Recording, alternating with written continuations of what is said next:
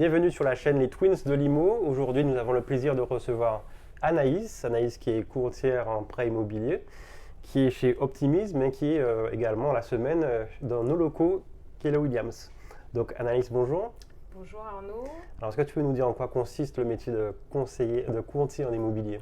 Alors le métier de courtier en immobilier, c'est celui qui va mettre en concurrence les partenaires bancaires dans le cadre d'un projet d'investissement immobilier.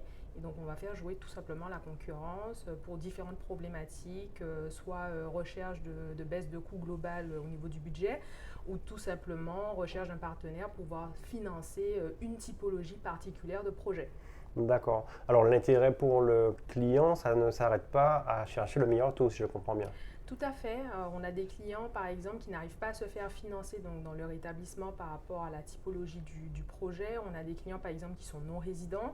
Il y a des banques qui pratiquent une stratégie donc, de financement pour ce type de clients, d'autres pas, ou avec des conditions un peu plus strictes ou allégées. Et donc, du coup, on a cette connaissance-là et on peut orienter très rapidement donc, les clients en fonction de leur typologie vers le partenaire qui sera à même de les financer. Et puis après, effectivement, on peut être sollicité pour des clients qui ont des problématiques de taux d'usure, donc qui n'arrivent pas à se faire financer. Effectivement, là, on va s'orienter donc vers des partenaires pratiquant par exemple des taux nominaux très bas. Et donc, en rajoutant donc les autres frais annexes, on arrive à tomber donc à un taux relativement correct en deçà du taux d'usure. D'accord. Alors Anaïs, ce qui nous intéresse aujourd'hui, c'est de savoir comment se faire financer.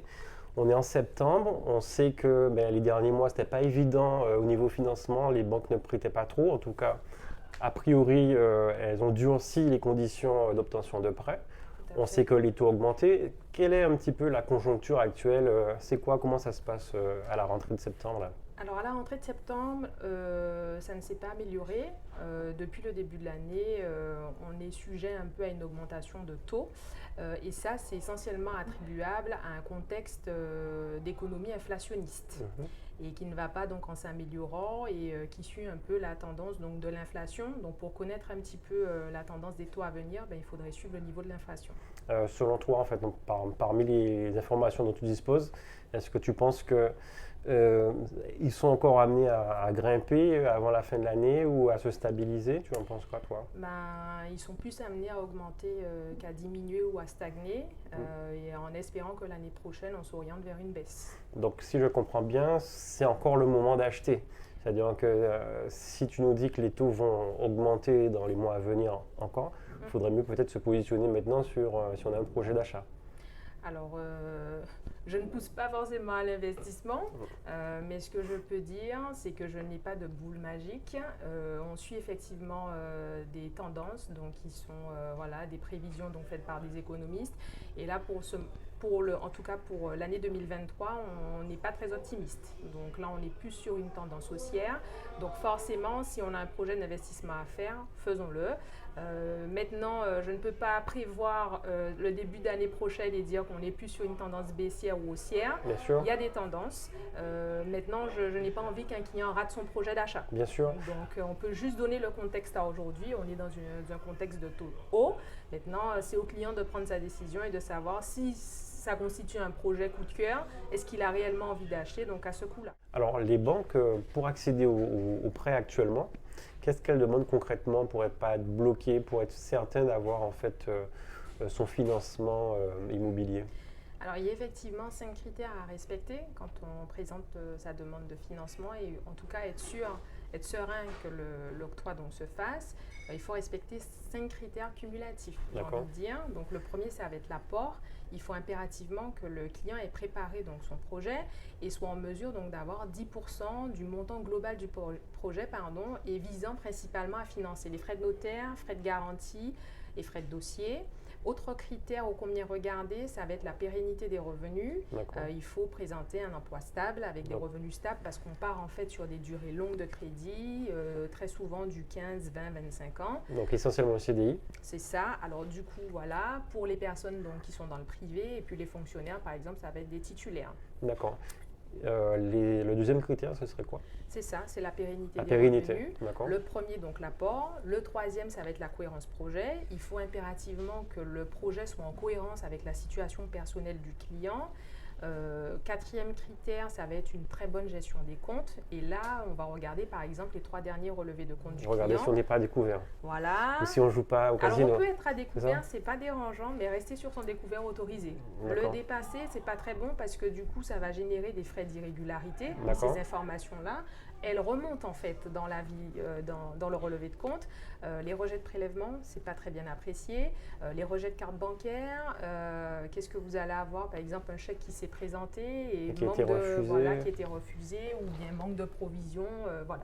Donc toutes ces informations-là, elles remontent dans le relevé de compte et j'ai envie de dire, c'est la carte d'identité des clients. Donc on voit tout de suite à quel client on a affaire quand on l'accueille chez soi en fait. Donc en fait, un projet immobilier, ça se prépare à l'avance et l'idée, c'est au moins les 3-4 derniers mois avant la présentation du dossier, d'avoir une gestion des comptes irréprochables. C'est ça. Et enfin, dernier critère, c'est avec le taux d'endettement. Donc après simulation du projet du client, il faut rester dans un taux d'endettement en deçà de 35%. Parce que parfois, les clients ont déjà des endettements. Donc en cumulant ces endettements-là et en rajoutant donc le projet d'investissement immobilier, il faut être en dessous de 35%.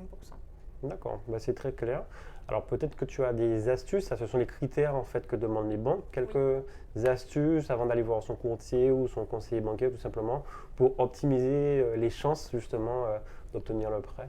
Alors effectivement, il y a des petites astuces. Donc on va juste un peu reprendre les critères et en rajouter une astuce. Il faut déjà préparer son projet. Préparer son projet, c'est constituer donc son épargne depuis un certain nombre d'années. Ça peut être un héritage aussi qu'on a reçu, mais voilà, montrer qu'on a fait l'effort d'épargner pour son projet. Deuxième astuce, c'est présenter un revenu donc stable dans le temps avec un emploi stable. Donc CDD, ne pas présenter vos dossiers si vous êtes en CDD ou contractuel par exemple. Troisième astuce, ça va être présenter donc un compte qui est très bien géré sur les 3 derniers mois. Et puis, dernière astuce, pour pouvoir faire accepter aussi son dossier, c'est aller taper un petit peu sur tous les prêts aidés. Donc connaître un petit peu à quoi on est éligible, le prêt à taux zéro par exemple, le prêt Action Logement, on a droit par exemple à une enveloppe donc, de 30 000 euros, à un taux de 1%. Donc voilà, se renseigner un petit peu sur les aides, surtout avec ce contexte de remontée des taux. Voilà, pour diminuer en tout cas un maximum donc, le coût global du projet et donc forcément augmenter son budget, sa capacité d'emprunt avec ce type donc, de prêt aidé. D'accord. Alors c'est vrai que beaucoup de nos spectateurs qui nous suivent, ce sont des investisseurs, plus en majorité je dirais. Est-ce qu'il y a une difficulté particulière, ou en tout cas supplémentaire, par rapport à quelqu'un qui achèterait sa résidence principale? Est-ce que les banques favorisent plus par exemple l'achat en résidence principale qu'en investissement locatif? Alors, à cette question-là, je dirais que c'est toujours très compliqué de faire passer un projet d'investissement locatif avant d'avoir été propriétaire de sa résidence principale. Mais là encore, c'est au cas par cas et ça dépend effectivement des stratégies de chacun des partenaires. Je dirais juste que dès lors que le client présente une capacité d'emprunt, donc il respecte les taux d'endettement, il a, donc, comme on l'a dit tout à l'heure, le niveau d'épargne qu'il faut. On est quand même dans le cadre d'un investissement locatif où il respecte donc tous les critères. Je ne vois pas pourquoi ce dossier-là ne passerait pas parce qu'il ne serait pas propriétaire. Donc il faut juste retenir les 5 critères et en général qu'ils soient cumulatifs pour que le projet donc, soit validé. D'accord. Donc ne pas être dans de la démesure en fait. C'est ce que je veux dire par là par rapport au projet d'investissement locatif. D'accord. Par rapport à la réalité. Alors Anaïs, je reviens sur ce que tu disais tout à l'heure. C'est quoi en fait l'avantage de passer par un courtier? Parce que j'ai aussi la possibilité d'aller voir différentes banques, de toquer à différentes portes et d'essayer d'obtenir mon prêt immobilier. Ce serait quoi l'intérêt véritablement de passer par toi? Alors nous, on a effectivement un contact direct avec les pôles immobiliers donc, des partenaires bancaires. Ensuite, c'est un gain de temps. Un gain d'énergie et surtout un gain d'argent. Et puis après, le client qui va solliciter lui-même les partenaires bancaires, tant qu'il n'ouvre pas réellement son compte, on n'envoie pas son dossier en décision, il ne sait pas à ce moment-là quel taux qui va être pratiqué. Donc il y a un taux qui est proposé donc, à la proposition commerciale. Donc là, il faut qu'il prenne rendez-vous à chaque fois avec chaque partenaire bancaire. C'est un travail quand même qui est fastidieux. Et là, son dossier n'est pas encore abouti puisque le compte n'est même pas encore ouvert. Donc si je comprends bien, tu as un accès... il ne sait même pas, ce client-là, si son projet va véritablement passer dans cette banque-là ou pas.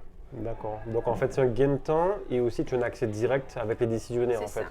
Gain de temps, gain d'énergie et gain d'argent. D'accord.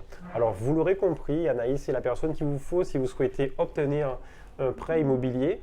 Pour cela, rien de plus simple, contactez-moi par WhatsApp au 06 90 92 40 41. Vous nous spécifiez votre adresse email et puis on transmettra votre demande à Anaïs.